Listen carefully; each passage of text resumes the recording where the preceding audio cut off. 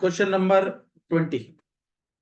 कुछ तो नहीं, बिल्कुल समझ में नहीं आया, नहीं आया, लैंग्वेज ही समझ में नहीं आई। चले भाई, क्वेश्चन नंबर 20 एक लौता ऐसा क्वेश्चन है अभी तक जिसकी लैंग्वेज थोड़ी सी ट्विस्ट है, और इसमें एक चीज आपको और सीखने को मिल रही है, सन्स ऑल्टीट्यूड, ये चीज और बोलता है।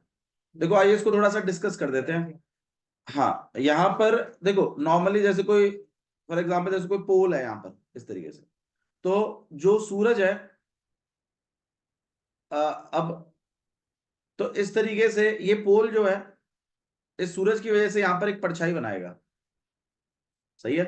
देखो परछाई के बारे में मैं आपको एक चीज समझाता हूं, पता नहीं मतलब ऐसा किसी ने नोटिस कभी किया नहीं होगा, लेकिन ये परछाई जहां पर भी होती है, जहां तक होती है, अगर आप वहां पे बैठकर वहां से अगर आप देखें बंदे को या पोल को, मतलब फॉर एग्जांपल अगर मैं यहां तक परछाई आई है पोल की, अगर मैं यहां से पोल को देखूं ना, तो आप पाएंगे कि आपकी जो नजर है वो बिल्कुल पोल की, मतलब जो सूरज है वो बिल्कुल पोल के हाइट के ऊपर पाएंगे आप, बिल्कुल just top of that pole, on the top of that पोल।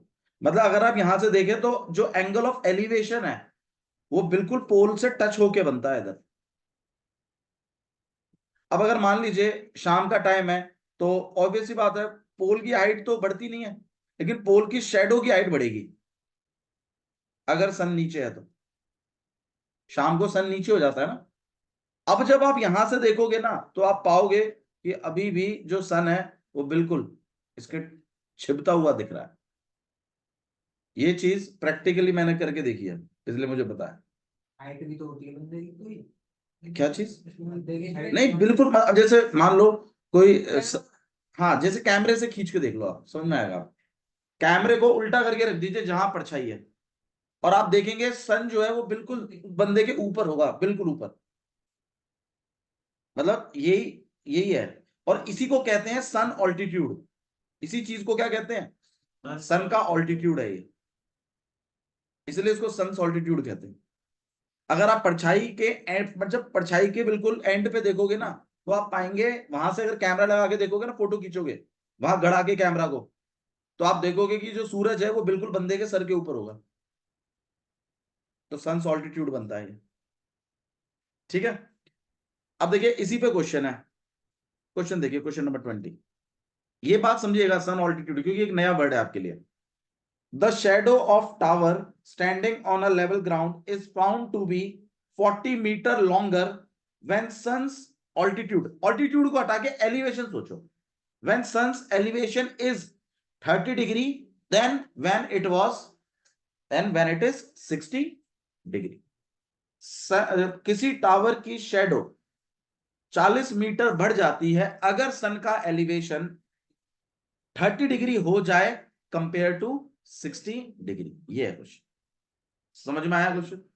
तो ये रहा आपके पास एक पोल, और सन के एलिवेशन के लिए ऑब्वियसली, नहीं नजदीक होगा ना सन, तो 60 डिग्री नजदीक बनेगा ना। दोपहर में सन ऊपर होता है, तो एंगल ऑफ एलिवेशन भी ऊपर ही होता है, ज्यादा होता है। अब शाम को नीचे आ जाता है सन, परछाई लंबी हो जाती है, और वहां से जब आप सन को देखोगे तो आराम से देख पाएंगे। तो दूर है ना मामला, अपना वही हिसाब किताब है जो हम सीखता है आज तक। तो नजदीक है, यहां तक आई है शेडो, तो कितने डिग्री का एलिवेशन होगा बताओ? 60 डिग्री का सन्स ऑल्टीट्यूड या सन्स एलिवेशन। तो सन का एलिवेशन है आपके पास 60 डिग्री। सही है, ये शेडो हो गई आपकी। अब यही शेडो 40 मीटर लॉन्गर हो जाती है, और तो मतलब शेडो और बढ़ गई, तो ये पूरी की पूरी शेडो है, और ये वाली शेडो पिछली शेडो से कितनी ज्यादा है? 40 मीटर। तो भाई ये वाला इंक्रीमेंट होगा 40 मीटर। सही है। और यहां से जब एलिवेशन देखा जाएगा, सॉरी, जब यहां से हम सन का एलिवेशन देखेंगे तो पाएंगे कितना डिग्री है, बताइए, आप भी बताइए, कम होगा ज्यादा होगा? कम होगा, दूर हो गया मामला। सही है। ओके, थोड़ा सा मैं समझ सकता हूं उल्टा चल रहा है, इमेज बड़ी है छोटे एलिवेशन पर, मैं मानता हूं इस बात, लेकिन परछाई भी तो दूर चली गई, तो एलिवेशन कम होना ही है। ओके, तो घबराइए नहीं, यहाँ पर ये जो एलिवेशन की बात हो रही है, ऑल्टीट्यूड की बात हो रही है, ये सन के रिगार्डिंग हो रही है, सन को देख रहे हैं यहाँ से, सन को देख रहे हैं, समझ में आया? ठीक है, ओके, समझ में आई कि खेल क्या चल रहा है? अब आपसे पोल की हाइट पूछी गई तो मतलब ये पूछा गया है, एक आपको ये भी नहीं पता कि स्टार्टिंग वाली शेडो कितनी थी, तो लेट इट बी एक्स। अब आप बता दीजिए कौन सा वाला केस है।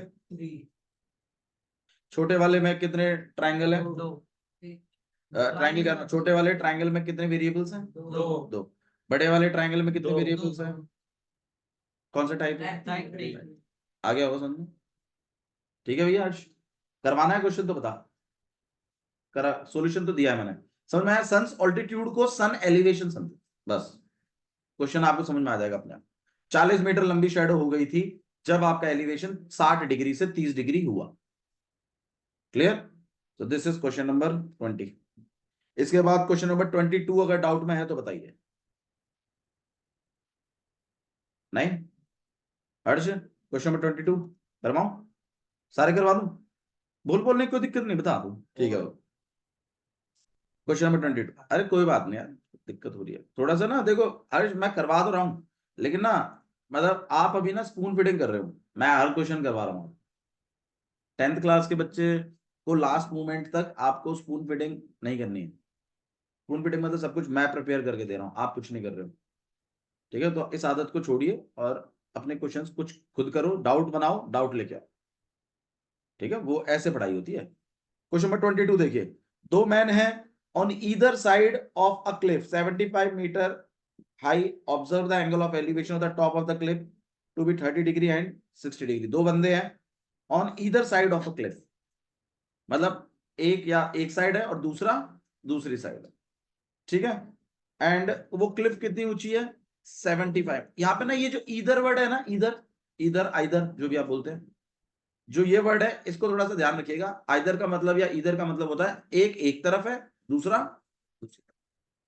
ठीक है, तो यहाँ पे 75 मीटर का लाइट हाउस है। अच्छा, जो नजदीक होगा उसके साथ एंगल ऑफ एलिवेशन 60 होगा, जो दूर होगा उसके साथ एंगल ऑफ एलिवेशन 30 होगा। तो ठीक है, यहाँ पर उन्होंने थोड़ा नजदीक वाला बंदा रखा है and this is found to be 60 degree, और ये वाला जो बंदा है जो दूर है and this is found to be 30 degree.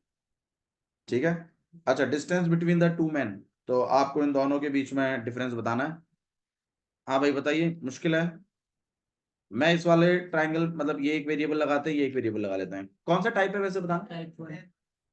Type 1 ही है ना? इस वाले में जाइए, इसको निकालना, इस वाले में जाइए, इसको निकालना है, दोनों को क्या कर देना है लास्ट में प्लस, टोटल डिस्टेंस निकल कर आ जाएगा।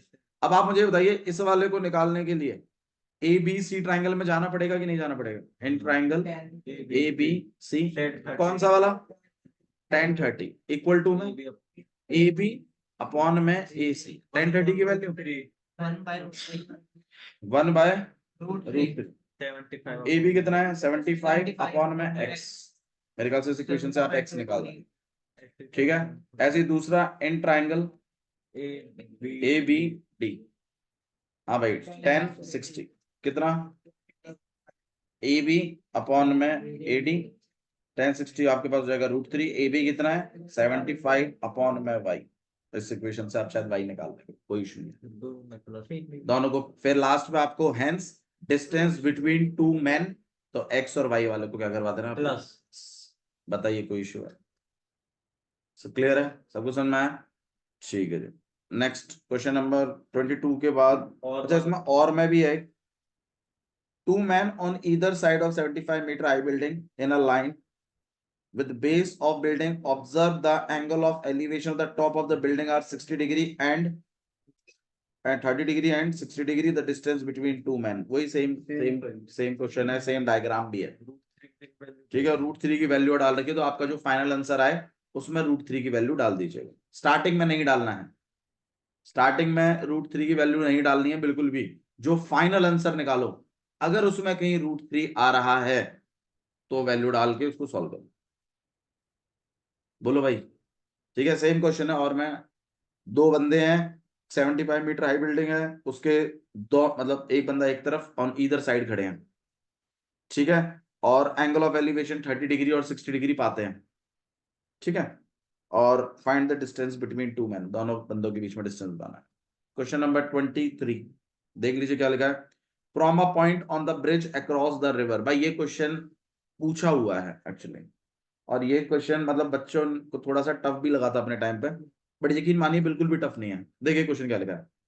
From a point on a bridge across a river, इसका मतलब क्या है ये बताइए। एक पॉइंट है ब्रिज पे, रिवर के ऊपर है। एक रिवर है, उसके ऊपर एक ब्रिज बन रहा है, उस पर कहीं एक पॉइंट है। ठीक है जी, तो एक रिवर बना रखी है उन्होंने, क्योंकि डायग्राम शायद उसमें दिया नहीं था। दे रहा कोई है। डायग्राम दे रखा है जी, नहीं डायग्राम आपके में दे रखा है। इन द फिगर कहीं यूज हुआ है कुछ भी ऐसा वर्ड नहीं। चलिए कोई बात नहीं, आइए देख लेते हैं। वैसे सिंपल ही था क्वेश्चन। यहाँ पे एक बी है और ये डी है, और इस तरीके से एक ब्रिज बन रहा है, ठीक है, ऊपर की साइड। ये रिवर है आपके पास, ठीक है। Across मतलब ऊपर। हाँ, रिवर का मतलब होता है अक्रॉस द रिवर है, मतलब उसके ऊपर। ठीक है, तो रिवर के ऊपर कहीं पर एक पॉइंट है जहां पर एक ब्रिज बन रहा है, और इस ब्रिज के ऊपर मतलब ब्रिज पे कहीं पॉइंट से देखा जा रहा है। From a point on a bridge across a river the angle of depression of the banks of the opposite side of the river are. यहां पर जो बैंक्स हैं, बैंक का मतलब होता है किनारा, ठीक है, तो इस पॉइंट से रिवर के दोनों किनारों को देखा जा रहा है, और एंगल ऑफ डिप्रेशन बनाए जा रहे हैं 30 डिग्री और 45 डिग्री। भाई देखो इसका मतलब बात बड़ी क्लियर है कि ब्रिज के मतलब रिवर के बीचों बीच से नहीं देखा जा रहा, क्योंकि अगर बीचों बीच से देखते तो दोनों तरफ डिप्रेशंस कैसे बनाते, बराबर लेंथ के बराबर एंगल के बनाते। एक तरफ तो 30 बन रहा है और एक तरफ 45 बन रहा है, तो जिसके नजदीक ज्यादा हो, आप जिस किनारे के नजदीक ज्यादा हो वहां पर कितना एंगल है, 45 एंगल ज्यादा होगा ना, और जिससे दूर हो उधर 30 है। तो हमारा जो पॉइंट है वो लगभग शायद हमने थोड़ा सा बीच से में बना लिया, कोई बात नहीं, एक को थोड़ा सा नजदीक कर देते हैं। यहां से जब इस किनारे को देखा गया 30, और यहां से जब इस किनारे को देखा गया, अब डिप्रेशन बना रहे हैं आप इस पॉइंट से, तो थोड़ा सा अच्छा यार, मैं बार बार इसको क्यों मिटा रहा हूँ, मैं इनको भी तो लंबा कर सकता हूँ। यहाँ पर हो गया ये, ठीक है, this is the A point, okay, और यहां से ये, और अब तो मेरे ख्याल से थोड़ा सा फर्क दिख रहा है, बी वाला सही है। अब बताओ यहाँ पर आपको फेस की सिधाई बनानी जरूरी है, वो भी दोनों तरफ, क्योंकि आप डिप्रेशन दोनों तरफ बना रहे हैं। सो ये वाला जो होगा ये 30 डिग्री होगा, ठीक है। क्वेश्चन में हालांकि इस तरफ 45 बन रहा है, ठीक है, आप 45 यहाँ बना सकते हो।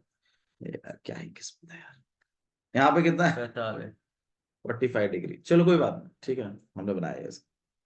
If the bridge is at a height of 8 metre, bridge की हाइट कितनी है, 8 मीटर। 8 मीटर। अच्छा हाइट, यार कोई फर्क नहीं पड़ता यार, ब्रिज तो ऐसे रहे हुए, कैसा रहता है, ऐसे नीचे। चलिए भाई बिल्कुल ऐसे ही बनाएंगे तुम्हारे मन का। ये ब्रिज है, ठीक है, ब्रिज यहां से ऐसा उठा, ये ब्रिज, ये रिवर रहेगी छोटा सा, ठीक है, नदी काफी छोटी है, और इस पॉइंट यहाँ पर हम कई पॉइंट बनाते हैं, इस बार यहाँ बना लेते हैं, ठीक है, ये नहीं है, this is gonna be A point. अब यहां से जब एक किनारा देखते हैं और यहां से दूसरा किनारा देखते हैं, अब ठीक है, तो एंगल ऑफ एलिवेशन कितना डिग्री पाते हैं, 45 नजदीक है, और यहां से 30 कितना, नंबर यहाँ पे, हाँ इस चीज के बिल्कुल, और जो हाइट है, नहीं नहीं कोई दिक्कत नहीं, कोई दिक्कत नहीं, हम इसका बराबर हिसाब करेंगे, नंबर जरूर काटेंगे अगर कुंडू जी ने गलती करी तो, कोई दिक्कत नहीं। यहाँ पर 8 मीटर है, ठीक है, ब्रिज की हाइट कितनी है, 8 8 मीटर। मीटर। भाई बता दो, देखो ये ड्रामा बनाने की जरूरत नहीं है, ये हमने बस खाली निशांत का मन रखने के लिए बनाया है, क्योंकि वो ब्रिज ब्रिज कर रहा था, तो ब्रिज बनाना बड़ा जरूरी था। मेरे तब भी समझ में ना आया ब्रिज है ब्रिज अरे ये औरंगाबाद का ब्रिज है, क्यों टेंशन ले रहा है। नीचे थोड़ी लटको रहा है, ब्रिज सीधो ही तो रहे। हाँ यार बात तो यार ये भी सही है यार। चलो भाई इसको देख लीजिए थोड़ा सा और, इसको हम इस तरीके से गिराएंगे भी अब आगे, चलो अब ठीक है, अब नीचे चलो। तो बीच में कहाँ था उतरे से? बाबू रिवर के ऊपर से निकल जाता है ब्रिज, आपने देखा नहीं है क्या, भैया रेल का ब्रिज देखा, रेल को, हाँ, हाँ ये प्लेटफॉर्म प्लेटफॉर्म, बल्लभगढ़ वाला देखा, हाँ वो बल्लभगढ़ के नीचे से ट्रेन निकल के जा रही है ना, तो इट्स लाइक दिस कि यार यहाँ से इस तरीके से ट्रेन जा रही है, और ऊपर एलिवेशन होता है कि नहीं होता, फिर डाउनफॉल होता है कि नहीं होता, वैसे फिर बीच में थोड़ी गिरे हैं, ये तो बीच में गिर ये वाला, हाँ ये तो हाइट बोली है ना। नीचे से ऊपर लो, अरे यार तुम रुक जाओ यार, उसका डाउट सुन लेने दो मुझे, क्या है उसका डाउट। फिर रिवर से ब्रिज तक के ऊपर। हाँ वो हाइट है, वो इमेजिनरी है, वो पिलर नहीं बनाया रिवर में। मैं उसको किसी तरीके से समझाने की कोशिश कर रहा हूँ, ये हावड़ा ब्रिज है, बकवास नहीं। हाँ जी समझ में आया? ठीक है, वो सिर्फ उसकी हाइट को डिनोट कर रहे हैं, ठीक है, वो पिलर नहीं है, don't consider it as a pillar.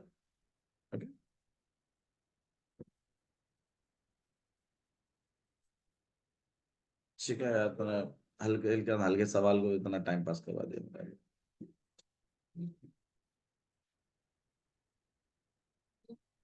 Okay चलिए let's complete. So this gonna be 45 degree, this is 30, this will be 30 degree. Bridge की हाइट के बारे में बात हो रही है रिवर से, तो यहाँ पर एक हाइट उन्होंने डिनोट करी 8 मीटर। ये 8 मीटर है, ये पिलर नहीं है प्लीज, ये सिर्फ हाइट को डिनोट करने के लिए किया गया। ठीक है अब समझ में आया? ओके नेक्स्ट देखिए आगे क्या पूछा है, find the width of the river. भाई आपको ये लंबाई बतानी है मुझे कितनी होगी, इसको x बना लीजिए, इसको y बना लीजिए। पहले वाला जो ट्राइंगल है उसमें से x निकाल दीजिए, दूसरे वाले में से y निकाल दोनों दीजिए। प्लस। कौन सा टाइप है? टाइप 1 है, टाइप 1 है, सिंपल तो है।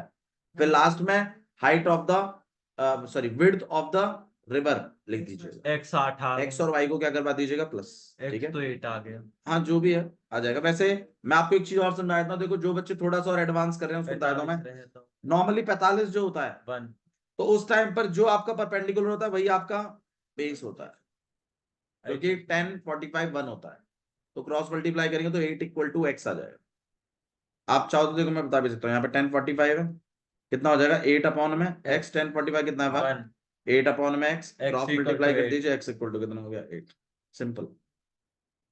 ठीक है ये बात आप मतलब थोड़ा सा एमसीक्यू जब करें तो इन चीजों को थोड़ा फास्ट किया करो, यहाँ 8 है यहाँ 45 तो यहाँ भी क्या होगा 8 होगा। हालांकि जो बच्चे ऐसे करना चाहते हैं वो ऐसे भी कर सकते हैं। भैया 30 में ऐसा कुछ नहीं है, देखो 30 में वैसे कुछ नहीं होता ऐसा, बट आप थोड़ा ध्यान रख सकते हो। 10 30 कितना होता है 1/√3, तो यहाँ पे आएगा 8 8 अपॉन में y को कर दोगे तो कितना 8√3, 8 दोनों को प्लस ही तो करना है, तो 8 प्लस 8√3, 8 कॉमन निकाल लोगे 1 प्लस √3 प्लस 1 भी लिख सकते हो। देखो कितना सिंपल है, ठीक है। तो बिल्कुल थोड़ा सा और परफेक्शन लेके आना है। क्वेश्चन नंबर 24 देखिए, क्वेश्चन नंबर 24 में क्या लिखा है, a moving boat is observed from the top of 150 metre high cliff moving away from the cliff. भाई क्लिफ से दूर जा रहा है मामला, सही है, तो दूर जा रहा है तो इसका मतलब एंगल ऑफ एलिवेशन कम होगा, सही है ना। अच्छा जी, तो एक मूविंग बोट है जो ऑब्जर्व की जा रही है, पहाड़। अभी बताओ। देखो नॉर्मली पहाड़ मतलब माउंटेन तो पहाड़ बोलेंगे आप, पहाड़ मत बोलिए।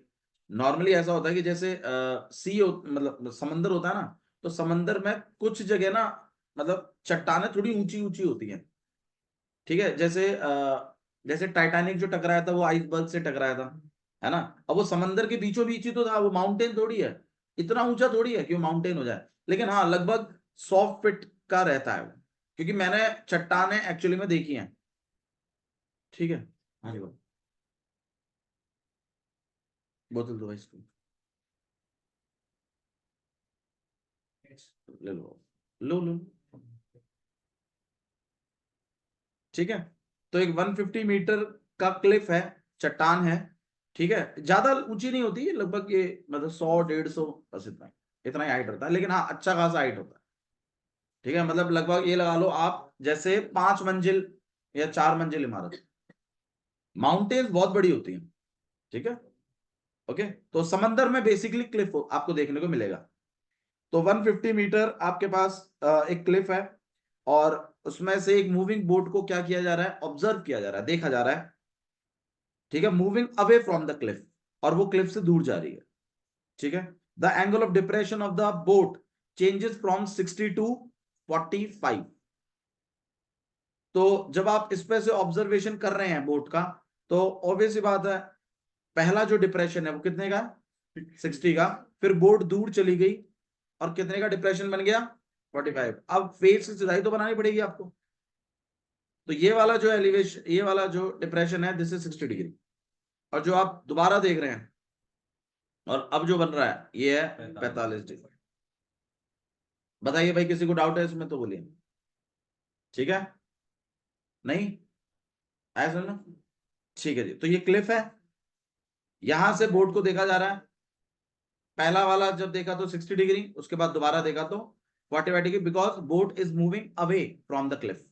ठीक है, ठीक है जी। अब क्वेश्चन देखिए क्या हो रहा है। भाई दूर जा रही है ना, तो ऑब्वियसली बात है एंगल ऑफ डिप्रेशन छोटा होगा। नजदीक है तो एंगल ऑफ डिप्रेशन बड़ा होगा। ऐसे सोचिए कि जैसे आपके फादर आ रहे हैं दूर से कार लेके, तो जब वो दूर हैं तो आपको आपकी मुंडी ज्यादा नीचे नहीं करनी पड़ रही है, ऐसे ऑब्जर्वेशन करिए। और जब वो काफी नजदीक आ गए तो अब आपको काफी नीचे देखना पड़ेगा ना भाई। तो as you are close towards the cliff, angle of depression हो चाहे एलिवेशन हो, ज्यादा ही होगा। ठीक है, दूर है तो कम होगा। क्लियर समझना। अब ये अल्टरनेट एंगल्स भी तो होंगे, तो 60 और 45। भाई डायरेक्ट ये नहीं बनाने हैं, डिप्रेशन बनाएंगे फिर आप चेंज करेंगे इनको, प्लीज। नहीं लिखना नहीं है, लेकिन डायग्राम में होना चाहिए। ठीक है, यहाँ पर ए, दिस गोना बी बी, सी और डी। अब देखिए आपसे क्या पूछा है उन्होंने। इन 2 मिनट्स ये कारनामा 60 से 45 मूव होना, ये कितने टाइम में हो जाता है? 2 मिनट्स। 120 सेकंड। आपसे पूछा है स्पीड ऑफ बोट बता दीजिए, मीटर पर आवर। मुझे एक बात बताइए, स्पीड कैसे निकालते हैं? डिस्टेंस टाइम से, ध्यान रखिएगा। अब आपके पास यहाँ डिस्टेंस नहीं है, टाइम तो है, तो कोई बात नहीं। अगर मैं किसी तरीके से डिस्टेंस निकाल लूं तो speed equal to distance upon time वाले फॉर्मूले से अपनी स्पीड भी निकाल लेंगे। सही है। तो अभी जो मेन हिसाब किताब है वो किस चीज पे है? डिस्टेंस पर। अब डिस्टेंस निकालिए, फिर डिस्टेंस अपॉन टाइम से अपन स्पीड भी निकाल सकते। तो एक काम करते हैं, इसको एक्स बना लेते हैं और इसको वाई बना लेते हैं।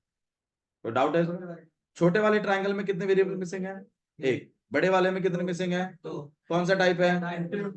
Type 150 bracket 1 plus root. समझ में आ रहा है? बोलो भाई, ठीक है सबको? चलिए निकाल देते हैं इसको। तो in triangle A B C, देखो डायरेक्ट बनाएंगे अब। ठीक है, 10 60 कितना? √3। तो अभी तक इक्वेशन माइनस बेसहुर। 10 60 की वैल्यू √3 150 अपॉन y। तो y इक्वल टू में कितना हो जाएगा? 150 अपॉन में √3। सही है। रैशनलाइज अभी मत करिएगा, कोई दिक्कत नहीं है। आइए दूसरे वाले को देखते हैं, in triangle A B D. हाँ भाई 10 45 कितना होता है? 1। हाँ भाई perpendicular 150, base x plus y, cross multiply भी कर लेते हैं, x plus y equal to में 150। y की वैल्यू आप इसमें प्लेस कर दीजिए, कितना हो जाएगा? 150 अपॉन में √3 इक्वल टू 150। कैंसिल। बहुत बढ़िया, बधाई कर दिया बिल्कुल। प्लस है यहाँ, ऐसे नहीं कटेगा। उस तरफ ले जाइए, एलसीएम एलसीएम लीजिए फिर करिए कुछ। तो x इक्वल टू कितना हो जाएगा आपके पास? 150 माइनस 50 अपॉन √3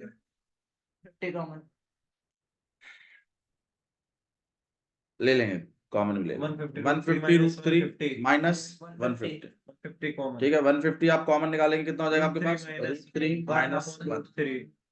रैशनलाइज करते हैं, यहाँ पे √3, यहाँ पे √3, नीचे बिल्कुल। और ये 150 को हटा भी देगा फिर, तो यहाँ पे हो जाएगा आपके पास 3 माइनस √3 अपॉन में 3 से कट के 3 से यहाँ पर 50, तो यहाँ हो जाएगा 150 minus 50 this is your x।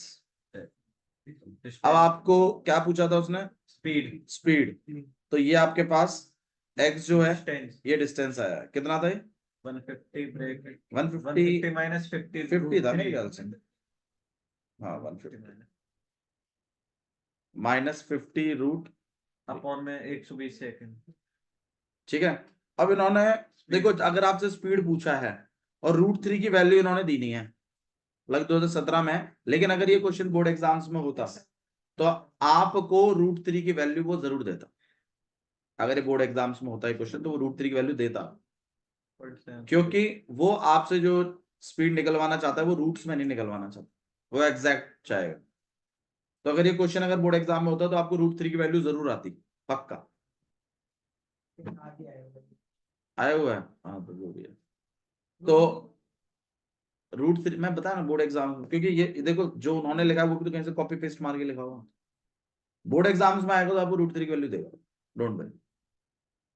ठीक है, हालांकि करने को तो हम इससे भी कर देंगे, लेकिन तो यहाँ पे 150 माइनस 50 इंटू में √3, 1.73 √3 की वैल्यू बताइए कितने रखें? 1.7 1.73 1.7 लेके भी कर सकते हैं, कोई दिक्कत नहीं, गलत नहीं मानेंगे, चिंता मत करिए आप, टेंशन मत लिए, कोई दिक्कत नहीं, पीछे सोल्यूशन ही तो है वो, है ना सोल्यूशन।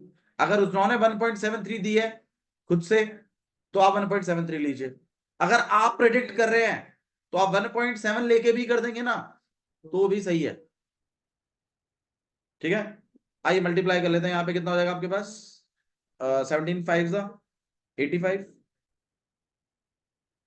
और 0 का 0 हट जाएगा, तो यहाँ पे माइनस कर लीजिए, कितना हो जाएगा आपके पास, ये हो जाएगा आपके पास 65। ठीक है, 8 + 6 14 and 150। ठीक है, सो 65 मीटर ये आपका क्या आया है, डिस्टेंस डिस्टेंस। अच्छा जी, अब आइए बात कर लेते हैं स्पीड की।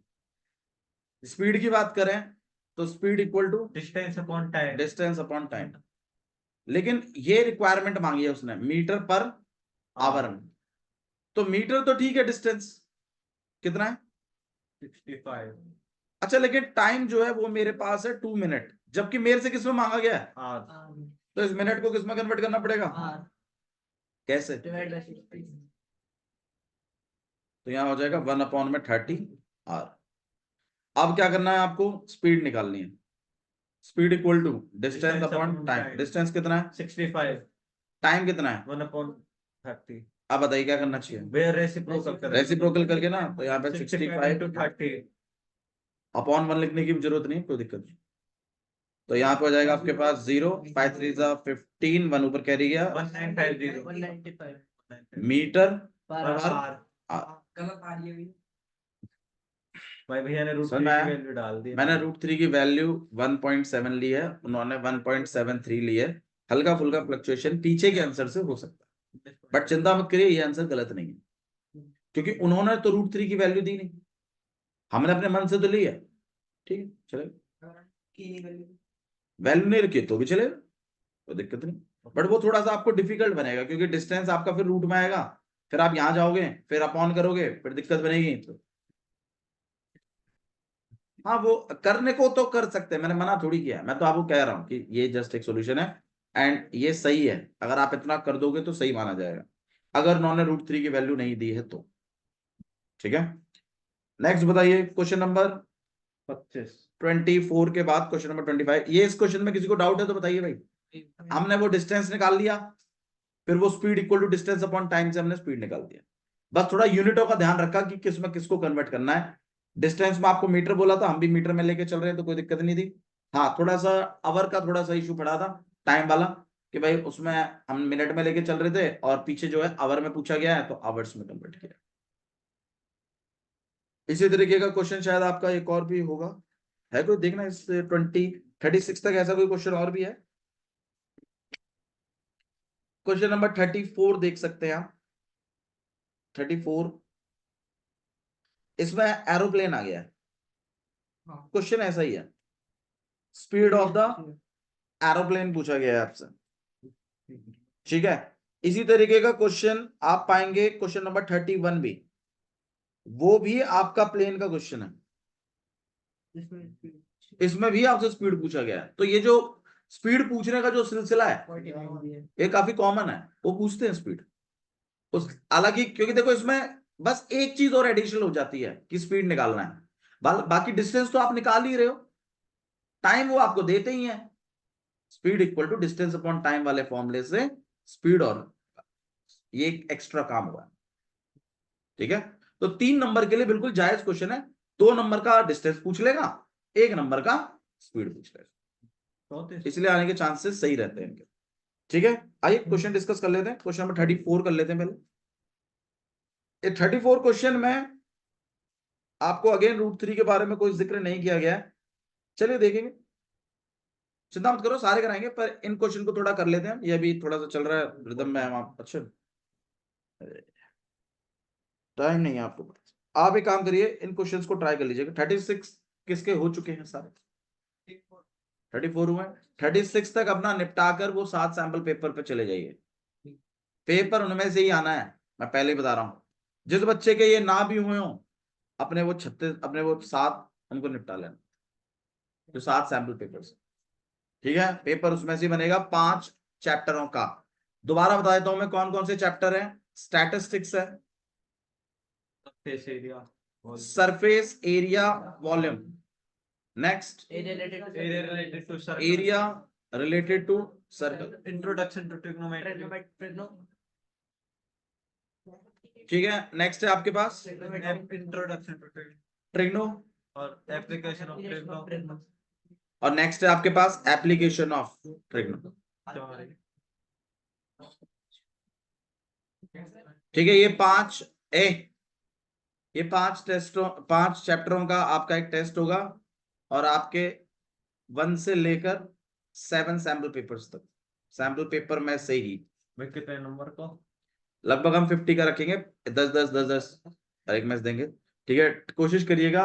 और ये 2 घंटे का पेपर होगा, अच्छे से पेपर दीजिएगा। ये आपका पहला पेपर है, जो हम 5 का जो हमने प्रेडिक्ट किया था कि 5-5 करके पहले सेट बनाएंगे, फिर 5 और 5 10 कंबाइन करके फिर एक पेपर बनाएंगे, फिर फुल लेंथ पेपर बनाएंगे।